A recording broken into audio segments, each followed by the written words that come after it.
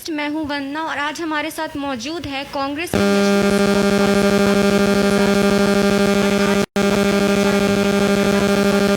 Constituency और waste Bengal में चल रहे इलेक्शन के सियासत को लेकर के। तो आइए हम उनसे बात करते हैं कि उनका क्या मानना है इस बार इलेक्शन को लेकर के और वो क्या चाहते हैं। सर, यहाँ पे जैसे कि इलेक्शन का बहुत दौर चल रहा है, तो आपको क्या लगता है कि इस बार जो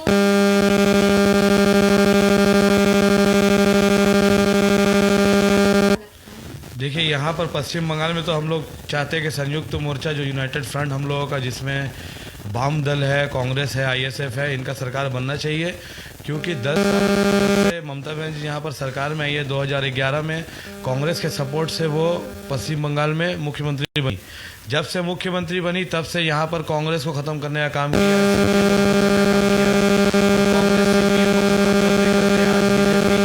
पश्चिम बंगाल में अपना ज़मीन इतना मजबूत कर लिया है। रहा कलकत्ता पोर्ट का सवाल, तो कलकत्ता पोर्ट में इससे पहले कोरोना वायरस कोविड-19 से लोग मर रहे थे।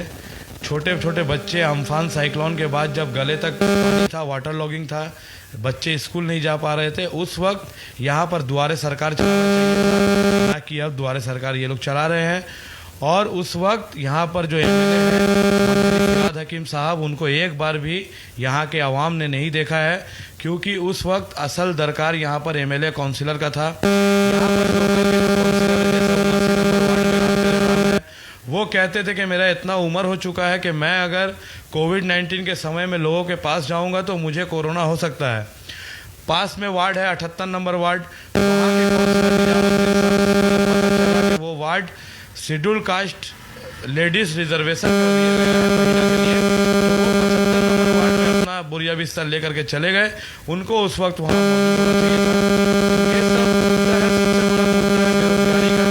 जो पोर्ट विधानसभा में हजारों के तादाद में नौजवान पढ़ लिखने के बाद, कॉलेज से निकलने के बावजूद भी उनके पास में नौकरी नहीं है। उनको 5,000-6,000 की नौकरी के लिए दर बदर भटकना पड़ता है। कोई फैंसी मार्केट में काम करता है या कोई यहाँ वहाँ अपने घर से बाहर जाना पड़ता है। पश्चिम बंगाल में भी बेरोजगार का संख्या बढ़ता जा रहा है। महिलाओं के ऊपर में अत्याचार बढ़ता जा रहा है। यहाँ से लोग पलायन करके दूसरे स्टेट जा रहे हैं काम करने के लिए। तो कलकत्ता पोर्ट में भी सबसे बड़ा मुद्दा रहेगा बेरोजगारी का। दूसरा, हमारे यहाँ पर मैंने ये मुद्दा उठाया था। हमारे पास में यहाँ पर एक फैक्ट्री था, स्टील एंड एलाइड फैक्ट्री, हुसैनसा रोड में। वो फैक्ट्री जब ममता बनर्जी एमपी इलेक्शन में खड़ी हुई थी, उन्होंने कहा था कि मेरे साड़ी के आंचल में स्टील एंड एलाइड फैक्ट्री का चाबी है। जब मैं जीतूंगी तो यहाँ पे मैं ये फैक्ट्री चालू होगा और यहाँ पर बेरोजगारों को नौकरी दिया जाएगा। हम लोगों ने बाद में क्या देखा, वो एक ऑर्बिट कंपनी को और कुछ टीएमसी के लोकल नेता को सामने रख करके वहाँ पर तीन टावर अपार्टमेंट बनाया गया, जिसमें कि सिर्फ टीएमसी के नेताओं का और यहाँ के जो ऑर्बिट के मालिक है उनका लाभ हुआ। अगर स्टील एंड फैक्ट्री खुलता तो मोमिनपुर, इन सब इलाकों के बेरोजगार नौजवानों को नौकरी के लिए दर बदर ना भटकना पड़ता। वो स्टील एंड एलाइड में काम करते हैं। पोर्ट इलाके में बहुत सारा फैक्ट्री है, कंपनी है, जूट मिल वगैरह है जो बंद करा दिया गया है। तो मैं चाहूँगा कि जो भी सरकार बने या जो भी यहाँ पर चुन करके आए, पहले यहाँ पर बेरोजगारों का मुद्दा देखे। और दूसरा है वाटर लॉगिंग। खिदिरपुर इलाके में 1 घंटे की बारिश के बाद में जिस तरीके से जल जमाव होता है, जिस तरीके से पानी लोगों के घर तक पहुँच जाता है, पानी जमने के वजह से इलेक्ट्रिसिटी खाकर बहुत से गरीब बच्चों का जान गया, जिसका हम लोग डेपुटेशन इकबालपुर पीएस में दिए थे, केएमसी में दिए थे। आज तक उनका फैसला नहीं हुआ है। जब चुनाव आता है, घर घर में कैंडिडेट जाते हैं कि मुझे वोट दे, मुझे वोट दे। लेकिन जब कोविड-19 के वक्त, जब अम्फान साइक्लोन के बाद, जब लोगों को असल दरकार था, उस वक्त यहाँ पर नेता काउंसिलर मौजूद नहीं थे। सर, आप बात कर रहे हैं बेरोजगारी को लेकर के, और तो से सर बेरोजगारी पर ही जैसे बीजेपी से यहाँ पे खड़े हैं अवध किशोर गुप्ता, और बीजेपी सरकार का कहना है कि अगर उनकी सत्ता आती है तो वो बेरोजगारी सबसे पहले मिटाएंगे। पश्चिम बंगाल में बीजेपी एक तरफ दीदी का खेला होवे, छोटे छोटे बच्चों का 6 साल का एक बच्चा का बम विस्फोट में जान गया। दूसरे तरफ मोदी का और बीजेपी का सोनार बांग्ला।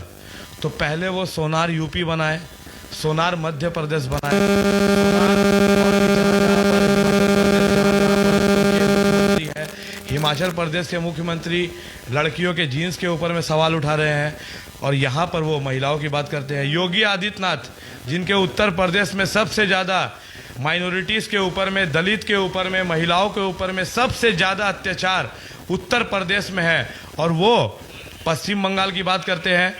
यहाँ की मुख्यमंत्री ममता बनर्जी का जो होम असेंबली है भवानीपुर, उनके अपने वार्ड में बच्चों का खराब पानी पीने के वजह से, दूषित पानी पीने के वजह से जान जाता है। उनसे भवानीपुर नहीं संभल रहा, वो नंदीग्राम जा रही हैं। तो बीजेपी का तो आप बात छोड़ दीजिए, क्योंकि बीजेपी के नेता तो कलकत्ता पोर्ट में कहीं पर नजर ही नहीं आते हैं। कभी कभार नेता आने से ये लोग रोड शो करते हैं या मिছিল वगैरह करते हैं, पर ये लोग 365 दिन लोगों के बीच में मौजूद नहीं रहते हैं। कलकत्ता पोर्ट असेंबली के जनता को, कलकत्ता पोर्ट असेंबली के आवाम को, माता बहन जो भी नौजवान बड़े बुजुर्ग आपके चैनल के माध्यम से, TLJ के माध्यम से मैं यही निवेदन करूंगा, मैं यही गुजारिश करूंगा कि आप लोग इस बार कांग्रेस के जो हमारे कैंडिडेट है मोहम्मद मुख्तार, जो संयुक्त मोर्चा के सपोर्टेड है, उनको आप लोग वोट दें। क्योंकि जब ये कलकत्ता पोर्ट कभी तीरथ असेंबली हुआ करता था, यहाँ पर राम काफी दिनों तक कांग्रेस पार्टी के MLA यहाँ पर रहे हैं। तो हम लोग फिर से यहाँ के आवाम को अपील करेंगे कि आप लोग इस बार अपना वोट खराब ना करके, अपना वोट आप लोग किसी और दल को ना दे करके, क्योंकि आप लोगों ने यहाँ पर हर एक दल को देख लिया, 10 साल TMC को देखा, एक बार कांग्रेस के कैंडिडेट को यहाँ पर मौका दे, क्योंकि काफी दिनों से ये कांग्रेस का लड़ रहा है।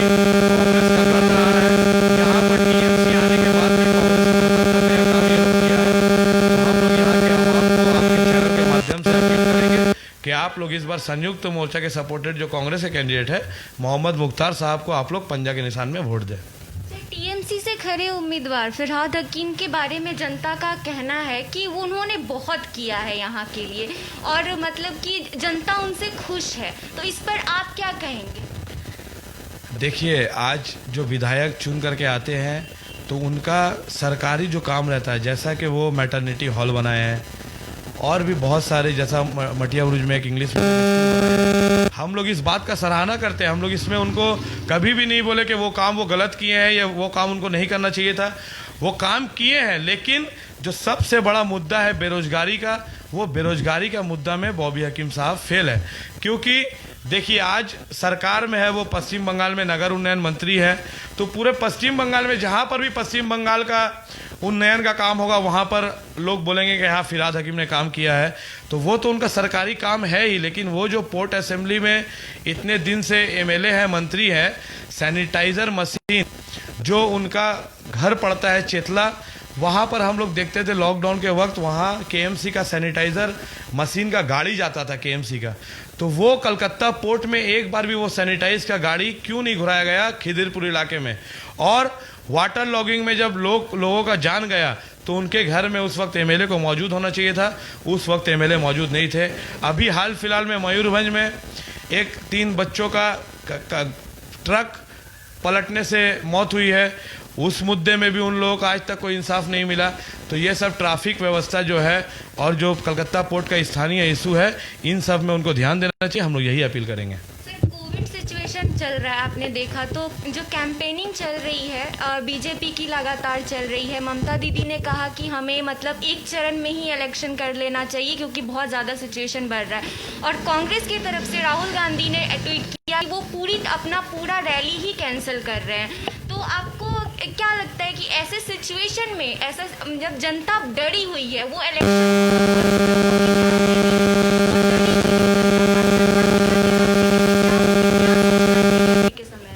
देखिए, सिर्फ हमारे नेता राहुल गांधी ही नहीं, जो हमारे पश्चिम बंगाल के सभापति अधीर रंजन चौधरी, उन्होंने भी कल लेटर लिख करके इलेक्शन कमीशन को जनाया है कि जिस तरीके से पश्चिम बंगाल और पूरे देश भर में कोरोना का मामला बढ़ता जा रहा है, हॉस्पिटल्स में बेड नहीं है, पर्याप्त माध्यम में लोगों को वैक्सीन नहीं है, तो हम लोग भी यही देखिए आज इलेक्शन कमीशन तो लग रहा है कि बीजेपी का कठपुतली हो चुका है।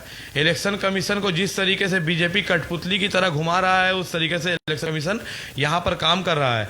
यहाँ पर इलेक्शन एक फेस में कराना चाहिए, इसमें हम लोग पूरा सहमत है। और हम लोग चाहते हैं कि ये चुनाव को इस वक्त रोक दिया जाए, क्योंकि लोगों का जान को लेकर के यहाँ पर पॉलिटिकल पार्टियां खेल रही हैं। राहुल गांधी ने जब ट्वीट किया कि मैं पश्चिम बंगाल का अपना सब दौरा रद्द कर रहा हूं, तो उन्होंने बाकी राजनीतिक दल से भी यह अपील किया है कि आप लोग अपना चुनावी दौरा वहां पर बंद करें, क्योंकि लोगों का जो यहाँ पर परेशानी है कोविड-19 से, ये आने वाले दिन में इस तरीके से ना बढ़ जाए। आज आप लोग उत्तर प्रदेश में देख सकते हैं कि शमशान को टीन दे करके ढका जा रहा है, क्योंकि लोगों को जो शमशान में जलाया जा रहा है, ये लोगों को पता ना चले कि कितने सैकड़ों के तादाद में लोगों को वहाँ पर मौत के घाट योगी सरकार उतार दिया है। तो ये हालत हमारे पश्चिम बंगाल में ना हो, शमशान और कब्रिस्तान खाली रहे और लोग यहाँ पर सुरक्षित रहे। तो हम लोग इलेक्शन कमीशन से यह भी अपील करेंगे कि आप लोग चुनाव को अभी पूरे तरीके से बंद करें। ये चुनाव को आप बाद में कराएं, चुनाव के वजह से यहाँ पर लोगों को आप खतरे में ना डालें। मस्जिद के नाम पर लोग नेता वोट मांग रहे हैं।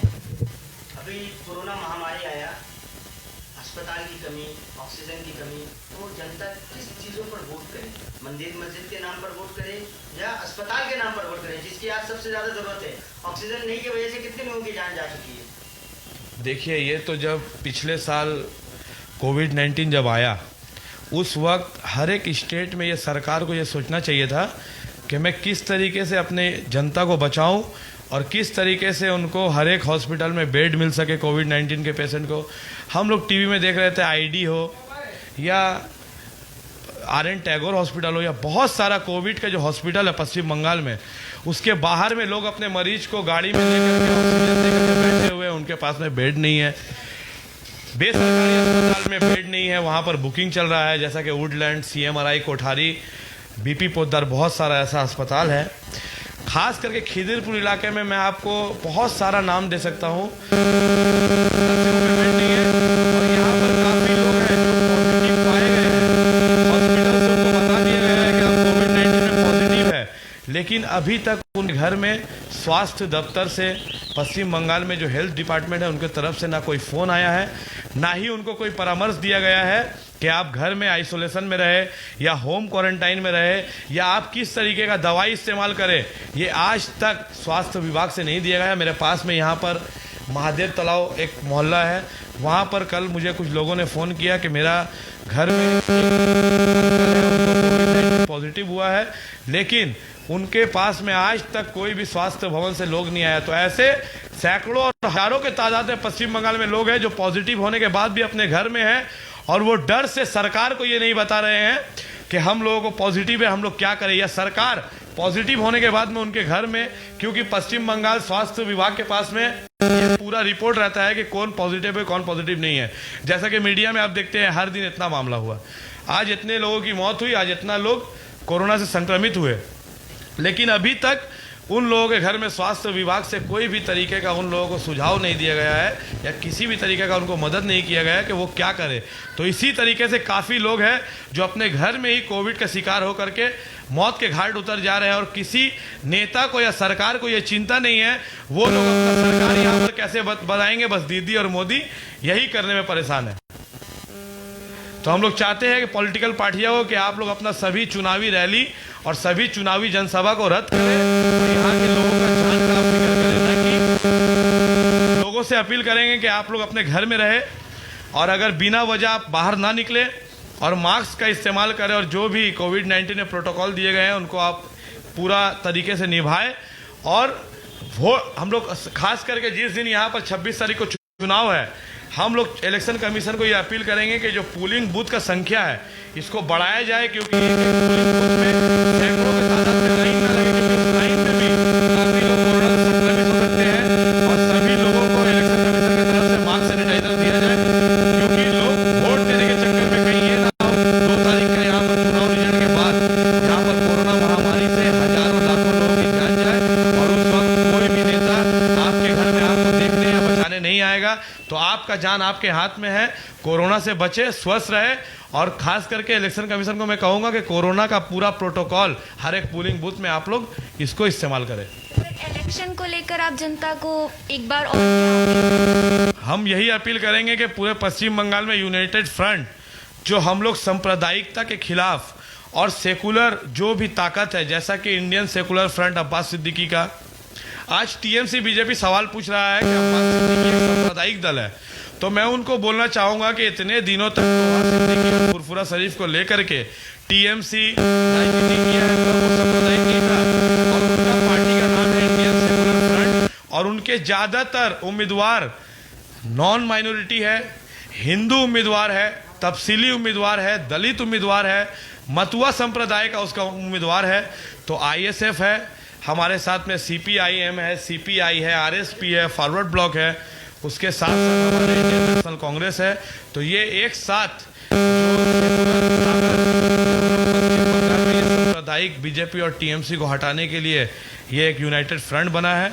हम लोग अपील करेंगे कि यूनाइटेड फ्रंट के उम्मीदवार जहां जहां पर भी है, आप लोग उन्हें जिताएं, और हमेशा यूनाइटेड फ्रंट और इंडियन नेशनल कांग्रेस आपके पास में रहेगा। तो हमारे साथ मौजूद थे, हम खास बातचीत हमारी हो रही थी आकिब गुलजार साहब से। आपने देखा उनकी क्या सोच है यहाँ